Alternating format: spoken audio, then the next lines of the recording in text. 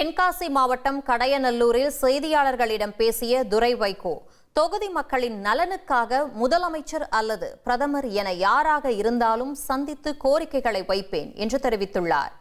திருச்சி ஏர்போர்ட்டுக்கு புதிய முதலமைச்சர் மாண்புமிகு முதலமைச்சர் அன்பு சகோதரர் திரு விஜய் வரும்போது அந்த ஒரு அரசியல் மாண்புகளுக்காக நான் அங்க வரவேற்கிறேன்.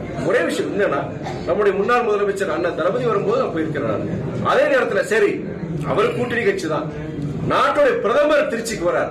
அப்ப நான் மாத்திரம் கிடையாது, அன்றைய திமுக அமைச்சர்கள் அண்ணன் நேரு போன்ற தங்கம் தென்னரசு போன்றவங்க என் கூட வந்து அன்றைக்கு பிரதமர் மோடி வர வேண்டும். இது ஒரு அரசியல் மாண்பு. நாடாளுமன்ற உறுப்பினர் எல்லாத்தையும் என்னால செய்ய முடியாது. முதலமைச்சரையோ பிரதம மந்திரியோ யாரால அந்த உதவியை ஜனங்களுக்கு கிடைக்க முடியுமோ அவங்க உதவி தேடி நான் போக தான் செய்வேன். 1,31,00,000 மனங்களை வென்ற தந்தை டிவி யூடியூப் சேனல். தவிர்க்க முடியாத தம்ப்நெயில், கலக்கலான கான்டென்ட்ஸ். நீங்களும் இந்த குடும்பத்தில் இணைய இப்பவே சப்ஸ்கிரைப் பண்ணுங்க.